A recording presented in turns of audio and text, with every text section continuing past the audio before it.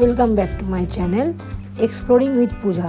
আমরা কিছুদিন আগে গোয়ায় গেছিলাম, কিন্তু আমাদের টেকনিক্যাল কিছু প্রবলেমের জন্য মোবাইল থেকে আমার আগে এয়ারপোর্টের আর গোয়ার কিছু ভিডিও ডিলিট হয়ে গেছে। তো আমরা গোয়াতে এসেছিলাম ইন্ডিগো ফ্লাইটে। তো আমাদের সাউথ গোয়া থেকে নর্থ গোয়া আসতে প্রায় 2 ঘন্টার কাছাকাছি লেগেছিল। আর আমি ভিডিওটা শুরু করছি আমাদের গোয়া ট্রিপের সেকেন্ড দিন থেকে।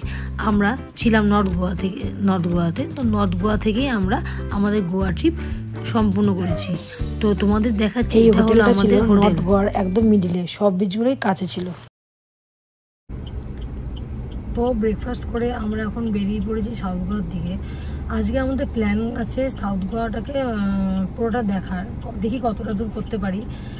যা আমরা ভিজিট করব তোমাদের সবই দেখাবো। তো আমাদের নর্থ গোয়া থেকে সাউথ গোয়া যেতে দেখাচ্ছে 2 ঘন্টা 12 মিনিট। আমি যদি কালকে সাউথ গোয়ায় থাকতাম, নর্থ গোয়াতে না এসে, তাহলে মানে সেটা বেটার হতো, তাহলে আমাদের জার্নিটা আজকে কম হতো। সাউথ গোয়া তোমরা যখন বন্ধুরা তোমাদের একটা জিনিস জানিয়ে রাখি, তোমরা যদি ভাবো যে গোয়া আসবে, তো আগে যদি ভাবো যে তোমরা সাউথ গোয়া দেখবে, তো তোমরা একদিন স্টে করে সাউথ গোয়াটা দেখে সেদিনকে বা পরের দিনকে মানে তারপরের দিনকে নর্থ গোয়াতে আসতে পারো। কেননা নর্থ গোয়া থেকে সাউথ গোয়া যেতে দেখে অনেকটা 2 ঘন্টার মতো লাগে। তো আমি সাজেস্ট করবো, যদি প্রথম দিন ভাবো যে সাউথ গোয়া দেখবে, তো যেদিনকে আসবে সেদিনকে তাহলে সাউথ গোয়া থেকেই ভিজিট করলে সাউথ গোয়াটা দেখলে খুব ভালো হয়। আমরা আছি এখন প্যারালাম বিচে। প্যারালাম বিচ থেকে আমরা বোট ভাড়া করেছিলাম, যেটা পার পার্সন ছিল 1,500 টাকা করে। এই বোটটা ছিল শেয়ারিং। এই বোটে করে আমরা মাঙ্কি আইল্যান্ড, বাটারফ্লাই আইল্যান্ড আর হানিমুন আইল্যান্ড দেখেছিলাম। এখন যে আইল্যান্ডটা পাশ দিয়ে গেলে এটা হলো মাঙ্কি আইল্যান্ড। এটা ক্রস করে আমরা যাব হানিমুন আইল্যান্ড দেখতে। হানিমুন আইল্যান্ডে আমাদের নামাইনি, যেহেতু আমরা বাটারফ্লাই আইল্যান্ড সিলেক্ট করেছিলাম বলে। এদের বলা আছে যে কোনো একটা আইল্যান্ডই দেখাবে, নয় বাটারফ্লাই আইল্যান্ড নলে হানিমুন আইল্যান্ড। তো আমাদের বোটে যারা ছিল এবং আমরা সবাই মিলে বাটারফ্লাই আইল্যান্ডই চুজ করেছিলাম, ওখানেই আমরা স্টে করবো।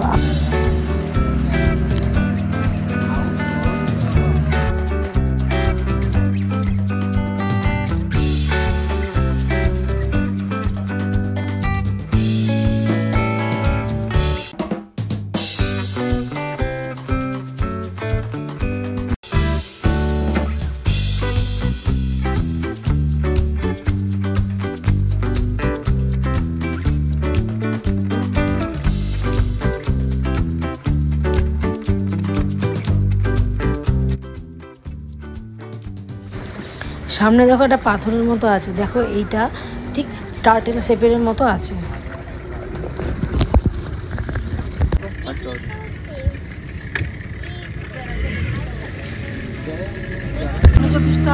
হানিমুন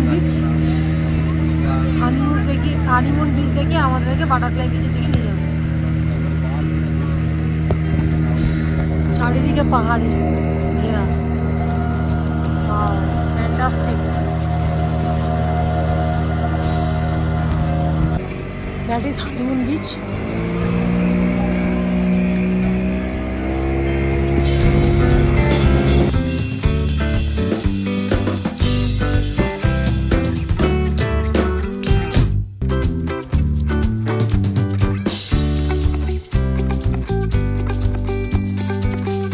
আমরা এখন চলে এসেছি বাটারফ্লাই বিচে। इधर से ट्रैक कर सकते हैं ना?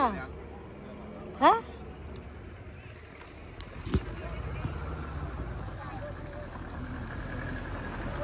গাইস আমরা এখন বাটারফ্লাই বিচে এসে গেছি।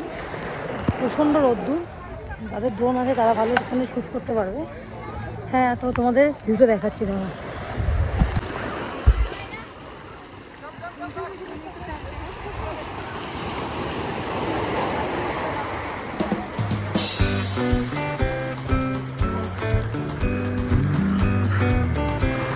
ড্রোন থেকে মারাত্মক ভালো শ্যুট হচ্ছে।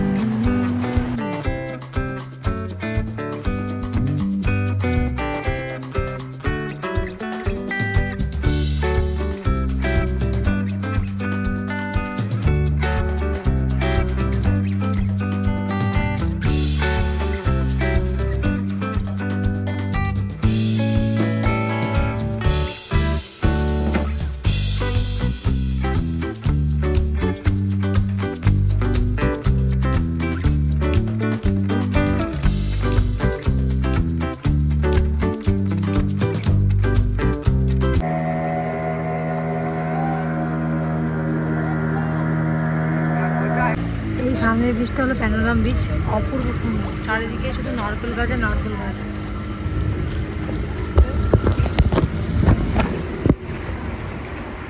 বিচের পাশেই আছে ক্যাফে সিলভার স্টার। আমরা এখানে এখন লাঞ্চ করব, দেখা যাক লাঞ্চটা কীরকম হয়। খুব খিদে পেয়েছে, আমি তো দেখা। লাঞ্চে নিয়েছিলাম পনির পকোড়া, আর এদিকে ছিল ভেজ ডাল আর রাইস। তো গাইস, আমরা এখন এসে গেছি অ্যাকোন্ডা বিচে।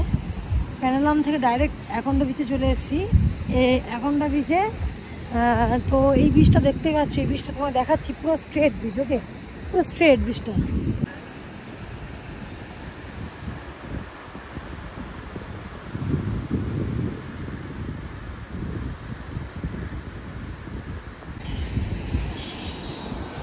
এখন বাজে বিকেল 4টে।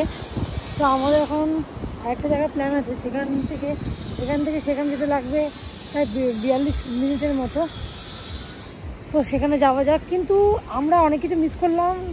যেহেতু আমরা নর্থ গোয়াতে ছিলাম, সাউথ গোয়াতে আসলে 2 ঘন্টা সময় লেগেছে। তো ওই টাইমটাই আমাদের একটু সময় লেগেছে, এর ফলে আমরা প্যান্টেম বিচ, আরও অনেক বিচ আছে, সেই বিচগুলো আমরা কভার করতে পারিনি। কিন্তু ডেসক্রিপশানে দিয়ে দেবো সেই বিচের নামগুলো, তোমরা অবশ্যই সেই বিচগুলো কভার করতে পারো। কিন্তু সেই বিচগুলো এরকম বিচের মতো অতটা ক্রাউড নেই না, ওটা হলো মানে লনলি বিচ টাইপের। ওকে,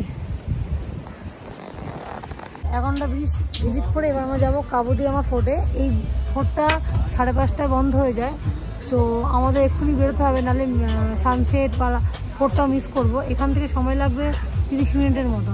তো বন্ধুরা, তোমাকে ওখানে গিয়ে দেখাচ্ছি, সঙ্গে থেকে। অ্যাকোন্ডা বিচ থেকে কাবুদিরামা ফোর্টের রাস্তাটা দেখো, একটু জঙ্গলের ভিতর।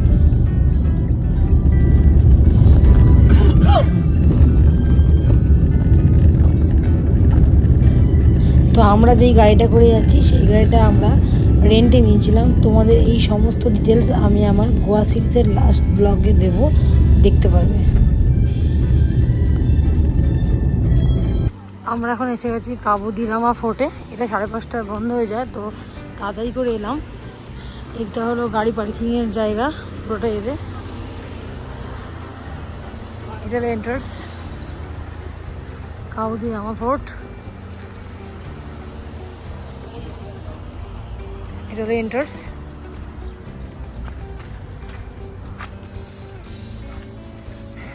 পুরোটাই পাহাড়ের উপর দিয়ে।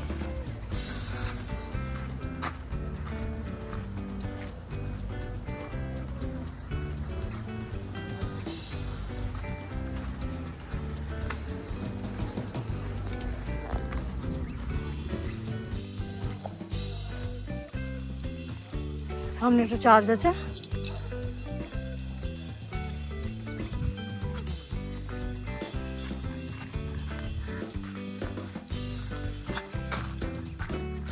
ঘুরতে হবে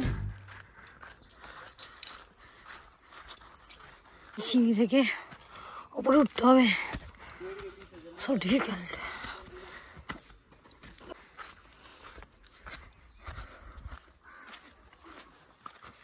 এর উঠলে সমুদ্রের পুরো ভিউটা পাবো আমরা।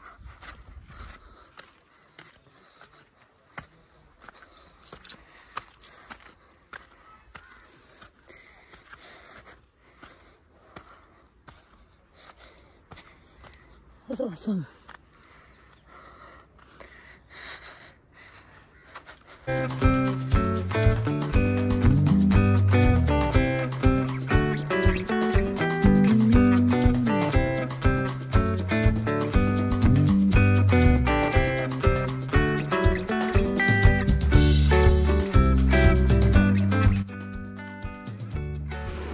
কাবুদিরামা ফোর্ট থেকে বেরিয়ে আমরা এসেছি সানসেট দেখতে, দ্য কেপ গোয়া বার রেস্টুরেন্টের পাশে।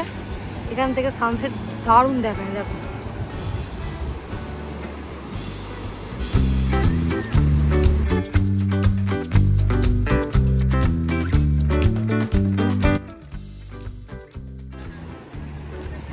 নিচের বিচটা হলো কাবুদিরামা ফোর্টের বিচ, আর এখানকার রাস্তা দেখো, সবাই দেখতে সানসেট।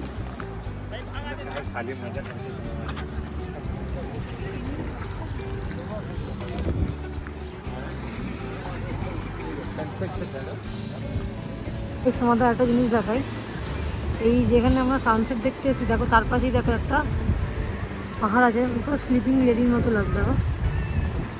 অসাম।